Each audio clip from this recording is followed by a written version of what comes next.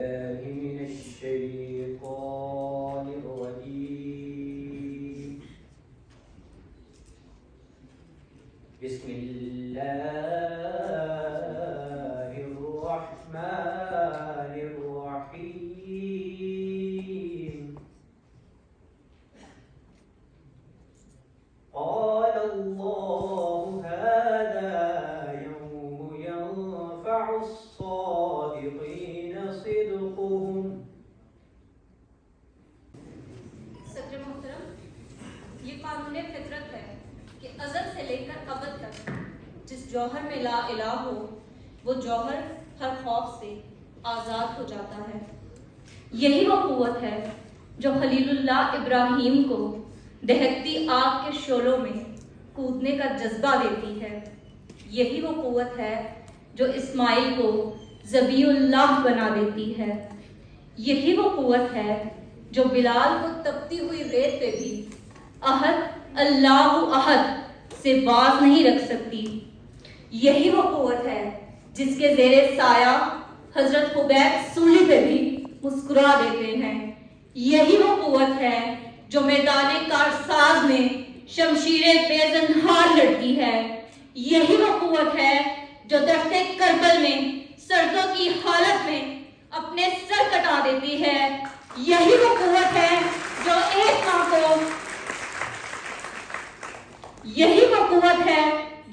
ماں کو اپنے موسیٰ کو نیل میں بہا دینے کا تو ایک ماں کو اپنی مریم کو خدا کی راہ میں وقف کرنے کا جذبہ دیتی ہے.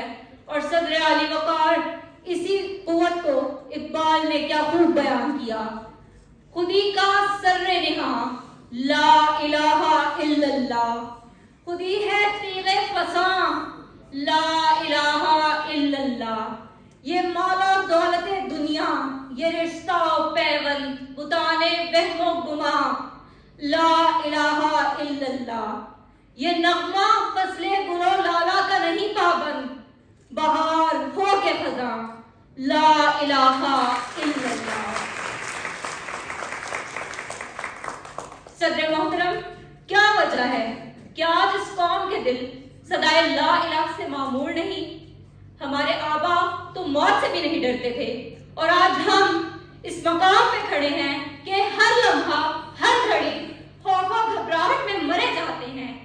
ایک خوف ظالم و جابر طاقتوں کے سامنے حق بات بلند کرنے کا، ایک خوف نام و نہاد عزت و شہرت اور یاد چھن جانے کا، ایک خوف بے روزگاری اور بھوک سے مر جانے کا، ایک خوف دشمن کا ہم پہ مسلط ہو جانے کا.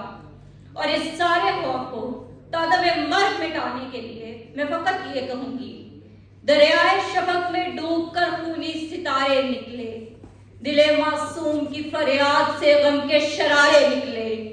ہوں میں آج اپنی جنگ کے انجام سے باغی کہ میں تختہ ظلم کے ہر اس نام سے باغی جو مظلوم کی گرم آہوں سے نمو لیتا ہے، جو مقتول کی سرد رگوں سے لہو لیتا ہے. صدر علی وقار، دنیا کی 5000 سالہ تاریخ کے صفحات کو الٹائیے اور پڑھیے تو معلوم ہوگا کہ فقط وہی قومیں بام عروج کو پہنچی جنہوں نے خوف کے بت کو سینوں سے نکال کر ریزہ ریزہ کر دیا. اور جو دل خوف لا الہ سے معمور ہو جائے وہ دل خوف غیر اللہ سے بے نیاز ہو کر جوہر مایا میں تبدیل ہو جاتا ہے. اور آج اسی امر کی ضرورت ہے کہ ہم اپنے دلوں میں خوف لا الہ کو خوف لا الہ سے منور کریں. آپ سب کی سماعت کا بہت شکریہ. انگریزی کے پہلو سے لگ کے چلتے ہو، انگریزی کے پہلو سے لگ کے چلتے ہو، شرم تم کو مگر نہیں آتی؟ جناب والا خدوی کا عرشی و فرشی سلام قبول ہو. جب مجھے خبر ملی کہ ہماری جامعہ برائے جدید لسانیات میں ایک بین الشعبہ جاتی ذو لسانی تقریری مقابلہ منعقد ہونے والا ہے تو میں نے ایک سرسری نظر مزاح کے مضامین کی فہرست پر دوڑائی. حسن ہر تالے کی چابی ہے. ہم نے سوچا تھا کہ لائے گی فراغت تعلیم، انگریزی سے یاری اور اردو سے بیزاری. جناب والا یہ موضوع دیکھتے ہی میرا رنگ فک ہو گیا. اردو والا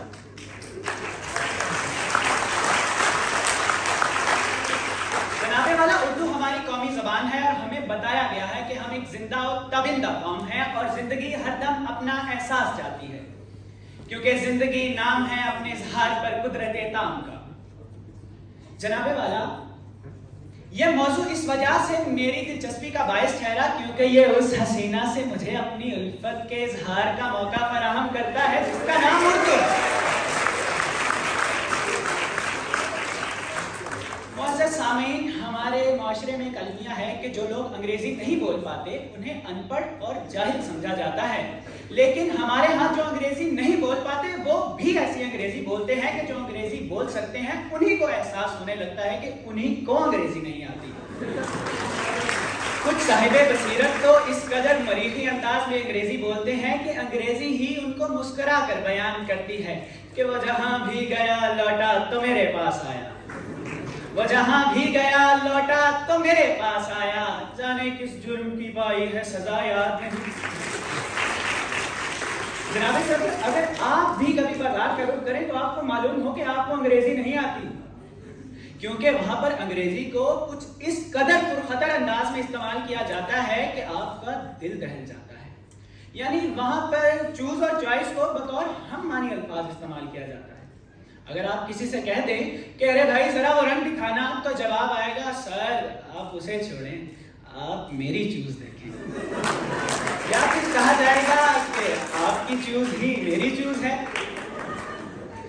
خیر سامعین گرامی، انگریزی کی اہمیت سے انکار بھی نہیں کیا جا سکتا، انگریزی آنی بھی چاہیے۔ مطلب ایک مرتبہ اکبر آبادی عدالت میں کسی مقدمے کی پیروی کرتے ہوئے سامنے والے وکیل سے کہہ بیٹھے کہ کون سالہ ایسا کہتا ہے۔ اس پر سامنے والے وکیل طیش میں آگے اور کہنے لگے کہ یہ تو سراسر توہین عدالت ہے کہ یہ جناب کس طرح جج صاحب کے سامنے مغلظات کا استعمال کر رہے ہیں، ان کو سزا ملنی چاہیے۔ اکبر آبادی کہنے لگے بھائی میں نے تو کہا ہے کہ کون سا لا ایسا کہتا ہے۔ معزز سامعین، اگر آپ کبھی مارکیٹ گئے ہوں اور آپ نے ایک نظر دکانوں کے تشہیری اقتصابات پر دوڑائی ہو تو وہ کچھ یوں تھے: الشہباز سینیٹری اسٹور، عمران کا انٹرنیٹ سینٹر، اور سلیمان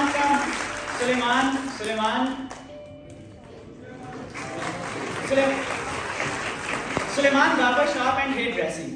اب یا تو یوں ہو کہ پورے نام ہی انگریزی میں لکھے جائیں، یا صرف بجائے اردو رسم الخط کے پورے نام کو اردو میں ترجمہ کر کے لکھا جائے، جو کہ کچھ اس طرح بنے گا: شہباز کا ذخیرہ اشیاء استعمالات بیت الخلاء و باورچی خانہ،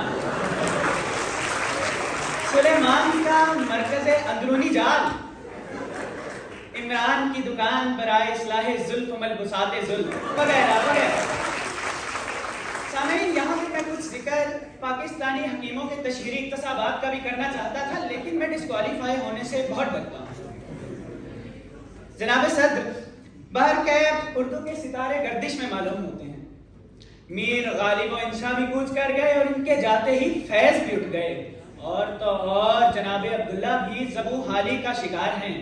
اب آپ سب اس مخمصے میں پڑے ہوں گے کہ یہ جناب عبداللہ کون ہیں، تو میں بتاتا چلوں، یہ میں بذات خود ہوں۔ بسم اللہ الرحمن الرحیم۔ صدر علی وقار، بدر کا میدان ہے، جنگ کفر اور اسلام کی ہے۔ کفار کے لیے جنگ محض ایک اور جنگ ہے کہ جس میں جیت واضح ہے، مگر دین مبین کے لیے جنگ بقا کی ہے۔ 313 پہ مشتمل لشکر کلیل اپنے سے 3 گنا بڑے لشکر سے لڑنے کو تیار ہے، سینہ سپر کھڑا ہے۔ اس لشکر کے پاس تلواریں تو موجود ہیں، مگر بہت سے سپاہی یہ بقا کی جنگ بیٹے کرنے کو بھی بیتاب ہیں۔ اس لشکر کے پاس گھوڑے محض 2 ہیں، جو مخالف لشکر سے 50 گنا کم ہیں، مگر ان تمام کمیوں کے باوجود، ان تمام خامیوں کے باوجود یہ لشکر ناقابل تصویر ہے، کیونکہ لشکر اپنے پاس موسیٰ کے یقین محکم کا وہ ہتھیار رکھتا ہے کہ جس نے اسے طور پہ خالق سے ہم کلام کرایا، خضر کا ہمراہی کیا، نیل کے بیچ سے لشکر سمیت گزارا۔ جی ہاں مکار، یہ لشکر لڑتا ہے اور پھر چشم فلک اس بات کا نظارہ کرتی ہے کہ کیسے یہ بقا کی جنگ لڑتا دین जजीरा अरब से निकलकर इस दुनिया के कोने कोने में फैल जाता है और शायर का कलम ये लिखने पर मजबूर हो जाता है कि जिसका अमी अजल से हो सीना बिलाल, महकूम उस सदा के हैं शहंशाह फकीर, और होता है जिससे अकबर व अहमद में इख्तिलाफ, करती है जो गरीब को हम पहलुए अमीर, करती है जो गरीब को हम पहलुए अमीर। जनाब सर, तारीख इस्लाम ऐसी जुर्रत और दलेरी की दास्तानों से भरी पड़ी है। वो हुसैन इब्ने अली का अपने नाना के दीन के लिए अपने 72 जानसारों समेत कुर्बान हो जाना हो, या सुल्तान मोहम्मद फातेह का महज 22 साल की उम्र में कुस्तुनतुनिया पर इस्लाम का झंडा लहराना हो, वो मोहम्मद बिन कासिम की राजा दाहिर पर जलवार हो, या तारिक बिन ज़ियाद के महज 12,000 फौजियों का कुर्तबा की 1 लाख फौज से अपनी कश्तियां जलाकर भिड़ जाना हो। तारीख से एक बात वाज़ेह है कि हमारे असलाफ ने हमेशा अपनी माली इस्तेदाद से ज्यादा अपने रब पर भरोसा किया, और एक यही यकीन कामिल था जो हमारे असलाफ को इज्जत और शोहरत की बुलंदियों पर ले गया। मगर जब मैं आज के हालात देखता हूँ, आज की जिल्लत देखता हूँ, तो मेरा दिल चीख चीख कर ये पुकारने लगता है कि सीना खून से भरा हुआ मेरा, उफ ये बदमस्त मैकदा मेरा, याद माजी अज़ाब है यारब, छीन ले मुझसे आफिदा मेरा, और याद माजी में जो आंखों को सजा दी जाए, इससे बेहतर है कि हर बात भुला दी जाए, इससे बेहतर है कि हर बात भुला दी जाए। जनाब सदर, आज दुनिया की 55 से ज्यादा रियासतों में इस्लामी हुकूमतें कायम हैं, मगर अफसोस की बात तो यह है कि उम्मत मुस्लिमा में फिक्र और नजर का फुकदान है और मरकजियत की शदीद कमी है। हम आहंगी और यकजहती न होने के बराबर है। तमाम ममालिक अपने जाती और इलाकाई मफादात के असीर बन चुके हैं। रंगो नस्ल और अरबो अजम के बुत गाड़ दिए गए हैं। मुसलमानों ने जब से रूस और अमेरिका का दामन पकड़ा है, जिल्लत और पस्ती मुकद्दर बनकर रह गई है। मुसलमान पूरी दुनिया में एक दूसरे के खिलाफ बरसरे बेकार हैं। शायद इकबाल ने जब मुसलमानों का यही जवाल देखा और फिर तारीख के औरात को खंगाला, स्पेन की बदहाली को देखा, कुर्तबा की जामे मस्जिद में खड़े घोड़ों को देखा, गरनाता को देखा तो तड़प कर कहा, गरनाता भी देखा मेरी आंख ने, लेकिन दस्तीने मुसाफिर न सफर में न दर में, देखा भी दिखाया भी सुनाया भी सुना भी, पर दिल की तसल्ली न नजर में न खबर में। और शायद इकबाल ने जब आज के हाल का तकाबुल माजी से किया होगा तो तभी ये कहने पर मजबूर हो गए होंगे कि तुम में हूरों का कोई चाहने वाला ही नहीं, जलवाए तूर तो मौजूद है मूसा ही नहीं, जलवाए तूर तो मौजूद है मूसा ही नहीं। शुक्रिया। शुदा मर्द अपने राज छुपाता फिरेगा। जनाब सदर, वो वक्त आ गया है जब मुझे राज की बात बताते हुए डर नहीं लगना चाहिए। जी हाँ, मेरी पहली मोहब्बत मेरी पड़ोसन नसरीन मेरे सामने वाले घर में रहा करती थी और हम अक्सर एक दूसरे को खिड़की से देखा करते थे और मुझे देखकर ऐसे मुस्कुराती थी जैसे छठी कतार में चौथे नंबर पर बैठी हुई लड़की मुझे देखकर मुस्कुरा रही है। आखिर कब तक उसे देखकर मुस्कुराना, मैंने फैसला किया क्यों ना उसके घर रिश्ता भेजा जाए। आखिर जब मैंने अपने घर रिश्ते की बात की तो घर वालों ने बड़ी अना से मुझे मना कर दिया और कहा तुम्हारी शादी तो सिर्फ फुप्पो की बेटी शुभुक्ता से होगी। मैंने कहा नहीं, करूंगा तो उसी से करूंगा। आखिर करते कराते मैंने घर वालों को बड़ी आजिज़ी से राजी किया और रिश्ता लेकर उसके घर पहुंचे। मंजिल कुछ यूं है कि हम दोनों एक दूसरे के इतना करीब आते हैं जैसे आटे को देखकर गरीब आते हैं। वो आगे बढ़ी, मैंने कांपते हुए आयतल कुर्सी पड़ी, मैंने उसकी तरफ देखा, उसने दूसरी तरफ देखा, मैं मुस्कुराया, उसने मुंह बनाया, मैंने कहा मेरी जान मेरे प्यार की गजल हो तुम, खुदा का मुझ पे फजल हो तुम। कहने लगी तुम्हारी शक्ल मार्टिन लूथर किंग जैसी, तुम्हारे बाल हरभजन सिंह जैसे। मैं बोला मोहतरमा ये गुलाब का फूल। कहने लगी चल बे फजूल, तुझसे नहीं कोई रिश्ता कबूल। जब उसको सदा मैंने पूछा नसरीन आखिर क्यों? कहने लगी क्योंकि तुम लंगड़े हो। मैंने कहा क्या तुम्हें ये लंगड़ा नहीं पसंद? कहने लगी मुझे तो लंगड़ा सिर्फ आम पसंद है।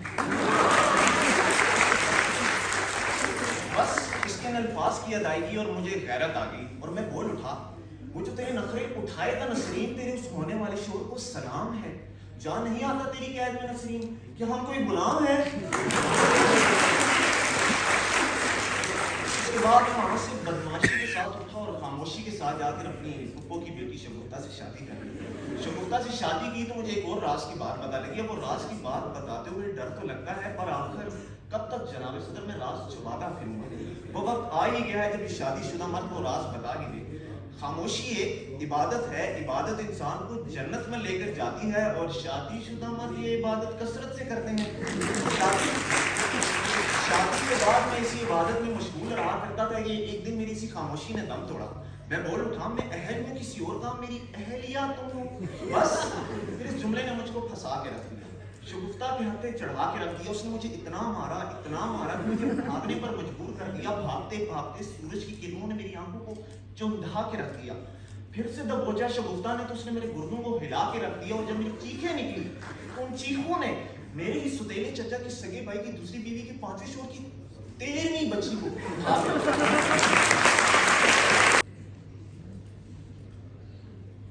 جلوہ طور تو موجود ہے، موسیٰ ہی نہیں. یہ ہماری خوش قسمتی ہے صدر محترم کہ آج بھی ہماری تعلیمی درسگاہوں میں نسل نو کے الجھے ہوئے ذہنوں کی بے چینیاں اور پیچیدگیاں دور کی جاتی ہیں. جب ایسی ہی ایک علمی درسگاہ میں ایک شاگرد اپنے استاد سے یہ سوال کرتا ہے کہ استاد محترم، ہمیں تو یہ بتایا اور پڑھایا جاتا ہے کہ اسی نیلگوں آسمان تلے اور اسی زمین کی پشت پہ وہ لوگ ہوا کرتے تھے کہ جن کی خاطر پرندے آتے، کنکر برساتے اور ہاتھیوں کے لشکروں کو پتنگوں کی طرح اڑاتے تھے. کہیں ان کے واسطے نمرود کی آگ کے دہکتے ہوئے شعلے سر پڑ جاتے تو کہیں بحر ظلمات میں گھوڑے بڑھا دیے جاتے تھے. کہیں یکپاؤں کی ٹھوکر سے صحرا و بیاباں میں زمزم کے چشمے ابلتے تو کہیں تقاضائے تجلی سے جبل طور پاش پاش ہو جایا کرتا ہے.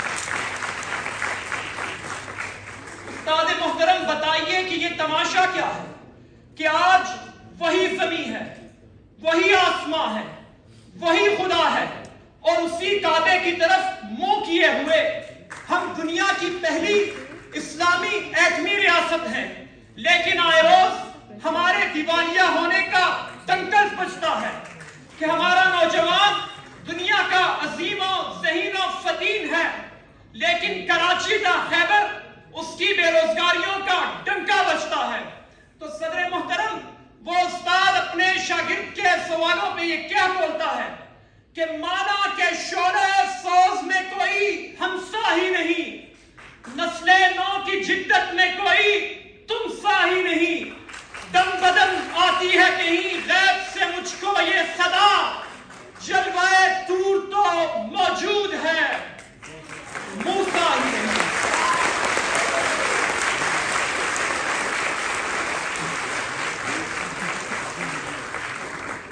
صدر علی وقار،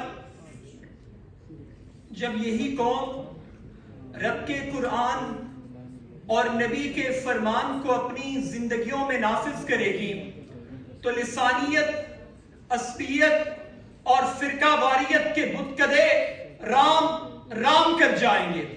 جب اقبال کا فلسفہ خودی اسی قوم کے سینہ و صدر میں اتر جائے گا تو اس سیلاب کے آگے 3 دہائیوں سے مسلط فرعون تنکوں کی طرح بہہ جائیں گے. اور جب گود سے لے کر گود تک علم حاصل کرنے کا جذبہ اس قوم کے رگوں پہ میں سرایت کر جائے گا تو اہل صفا مردود حرم کے یہی بے مایا لوگ تہذیب انسانی کے علمبر دار کہلائیں گے. ارے یہ ہاتھ مانا کہ یدے بیضا نہیں، ان میں عصائے موسوی نہیں، ضرب کلیمی